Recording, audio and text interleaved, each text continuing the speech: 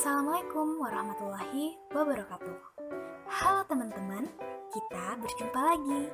Pada kesempatan kali ini, kita akan mempelajari tentang unsur-unsur yang ada di dalam teks berita.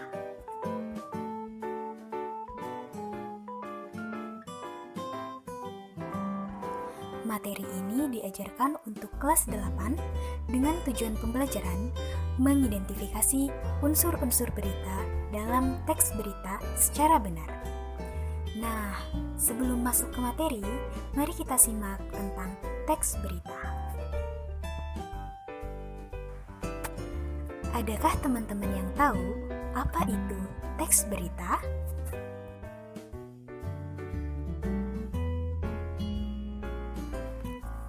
Jadi, teks berita adalah informasi mengenai kejadian atau peristiwa yang hangat, sedang atau baru saja terjadi, dan bersifat aktual, serta disebarkan melalui berbagai media seperti radio, televisi, internet, situs web, maupun media lain.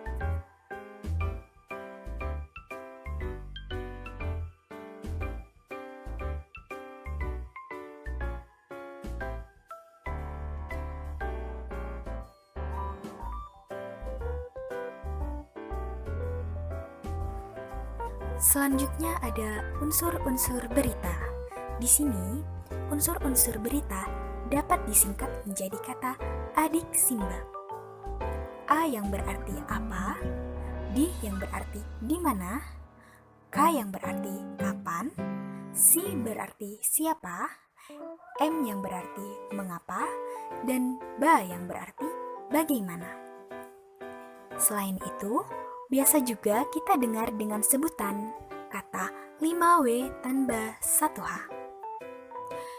W1 yang berarti what atau apa, W2 yaitu when yang berarti di mana, W3 yang berarti where atau kapan, W4 yang berarti who atau siapa, dan W5 yang berarti why mengapa, dan yang terakhir H yang berarti how, bagaimana.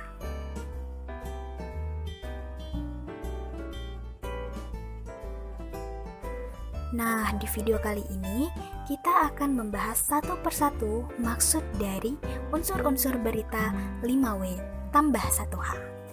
Yang pertama, kata what atau apa.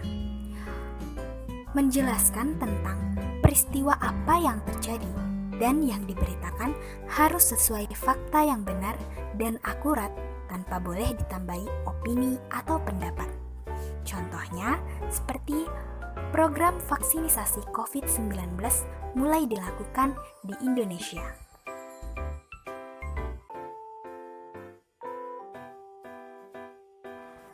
Selanjutnya ada kata who atau siapa. Unsur ini menjelaskan siapa saja yang terlibat dalam peristiwa yang diberitakan. Orang-orang atau pihak yang terlibat dalam berita harus diinformasikan dengan benar agar lebih jelas dan berita dapat dipahami. Contohnya, berita tentang vaksinisasi COVID-19 yang pertama kali dimulai di Indonesia.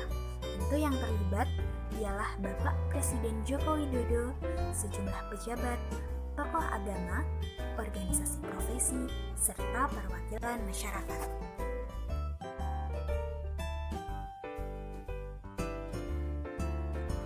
Selanjutnya ada kata when atau kapan. Unsur ini menjelaskan tentang waktu terjadinya peristiwa yang sedang dibahas dalam berita. Maksudnya, waktu terjadinya peristiwa harus dijelaskan secara jelas, sehingga berita mudah dimengerti dan tidak menimbulkan kesalahpahaman. Contohnya, pada berita program vaksinisasi COVID-19 mulai dilakukan di Indonesia terjadi pada hari Rabu, tanggal 13 Januari 2021.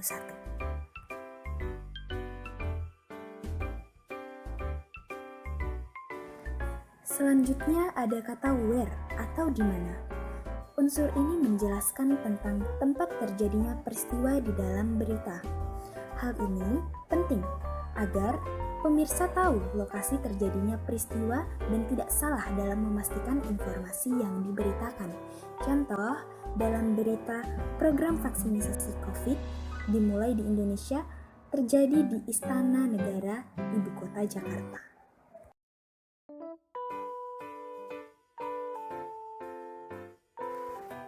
Selanjutnya ada kata why atau mengapa. Unsur ini menjelaskan alasan kenapa peristiwa di dalam berita itu bisa terjadi.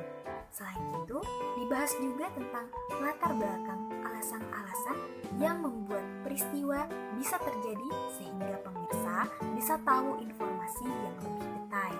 Contoh, pada berita program vaksinasi yang diadakan di Indonesia. Hal ini dilakukan untuk mencegah penularan penyakit, terutama penyakit infeksi, karena vaksin membuat tubuh mengenali bakteri atau virus penyebab penyakit sehingga bisa lebih cepat memberikan perlawanan.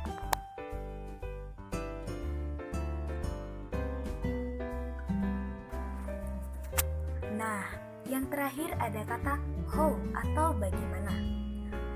Unsur ini menjelaskan tentang proses atau kronologis peristiwa di dalam berita bisa terjadi. Artinya, diinformasikan juga runtutan kejadian dalam berita, survei data-data lain dalam peristiwa sehingga informasi bisa tersajikan. Contohnya, banyaknya korban dan dampak buruk akibat COVID-19 membuat pemerintah melakukan program vaksinasi di Indonesia. Orang yang pertama kali disuntik vaksin buatan Sinovac adalah Bapak Presiden Joko Widodo.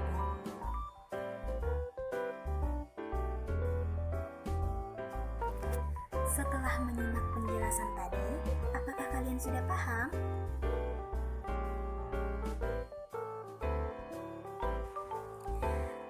Jika sudah, simaklah video berikut ini, kemudian tentukan unsur-unsur 5W tambah 1H-nya.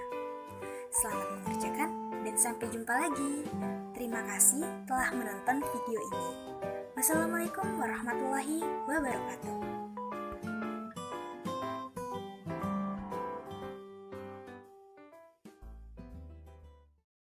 Kita ke sorotan pertama di Kompas Pagi hari ini, Saudara, di mana hujan yang mengguyur sejak Jumat malam hingga Sabtu dini hari ini menyebabkan sejumlah ruas jalan tergenang. Di akses jalan Kemang Timur dan Kemang Utara, Mampang, Jakarta Selatan terputus akibat banjir. Banjir setinggi kurang lebih 1 meter ini akibat hujan deras dan luapan air Kali Krukut. Menurut warga, banjir sudah merendam perumahan Kemang Timur, Kelurahan Bangka, dan juga sekolah yang berada di wilayah itu. Ketinggian air mencapai 1 meter. Sejumlah warga memilih untuk mengungsi. Dari sini sih ke pinggang. Pinggang saya tadi, saya udah coba masuk ke pinggang. Saya dari rumah terus mau keluar. Oh, komplek mana ini, Mas? Ini di Jalan Kemang Timur 1 di SMA 60. Dekat SMA 60 ya? Iya, SMA 60 SMP 124. Banjir juga merendam permukiman padat penduduk di Jalan Petogogan, Kebayoran Baru, Jakarta Selatan setinggi 1 hingga 1,5 meter Sabtu dini hari. Air masuk ke permukiman sejak Jumat malam ketika kawasan diguyur hujan deras. Selain ratusan rumah warga, sejumlah kendaraan roda 2 juga terlihat turut terendam. Menurut warga, sebagian penduduk masih bertahan di lantai 2 rumahnya menunggu evakuasi dari petugas. Sebelumnya, Saudara, banjir di Jalan Petogogan sempat surut pada Jumat sore. Tetapi hujan deras yang mengguyur kawasan ini membuat air dari aliran Kali Krukut kembali meluap ke permukiman warga. Banjir mulai dari jam berapa tadi, Bang? Kira-kira dari jam 8-an, Bang. Jam 8 malam tadi ya? Iya. Pas hujan lagi deras-deras tadi tuh? Deras banget, Bang. Bang, ini ketinggiannya di sini dari berapa meter, Bang? Di rumah saya udah hampir 1,5 meter. 1 meter setengah. Pinggir kali pemukiman RT 15 sama RT 11. Oh, ini kali apa, Bang? Kali Krukut. Kali Krukut. Kita masih di lantai 2. Cuman kedalaman di dalam rumah sudah hampir 60 cm. Di Jalan Haji Nawi dan Fatmawati, Jakarta Selatan, air menggenang dengan ketinggian bervariasi. Air meluap ke jalan dari saluran drainase hingga ketinggian 30-40 cm pada dini hari tadi. Intensitas hujan yang tinggi dan saluran yang tidak menampung debit air membuat sejumlah ruas jalan di Jakarta Selatan tergenang air. Sejumlah petugas PPSU Kelurahan Gandaria Selatan tengah berada di lokasi banjir untuk memberitahu pengendara yang ingin melintas agar mencari jalan alternatif. Dari jam setengah 24.30 ya, setengah 1. Oh, pas hujan deras tadi Bang berarti Bang ya? Iya, hujan deras sekali. Ini di sini ketinggiannya berapa senti Bang? Kira-kira ini di atas 50 cm Bang, kalau untuk di Haji Raya. Berarti ini nggak bisa dilalui kendaraan atau gimana Bang? Iya, nggak bisa dilalui kendaraan roda 2 maupun roda 4. Ini kalau di sini emang sering banjir apa emang gimana Bang? Ya memang satu datarannya rendah, dua juga ada saluran ini air sungai, aliran sungai yang melintas di tengah ini. Berarti untuk sementara jalannya ditutup dulu Bang ya? Ya harusnya ditutup sudah. Petugas mapping itu yang bertugas saya dan teman saya supaya kendaraan itu nggak lewat sini gitu, nggak menerobos jalan. Tapi ada aja yang Bandel ya Bang? bandel ya begitu, mogok akibatnya. Sementara itu, Jalan Raya Pasar Minggu dan Duren 3 tergenang dengan ketinggian mencapai 40 cm. Kendaraan roda 2 yang dipaksa melintas mengalami mati mesin atau mogok. Tak hanya jalan utama Jalan Raya Pasar Minggu, air juga meluap hingga ke permukiman warga dan warung makan. Air masih menggenangi sejumlah titik jalan di Jakarta akibat curah hujan yang tinggi. Buruknya sistem drainase diduga menjadi penyebab terjadinya banjir hingga ke jalan utama.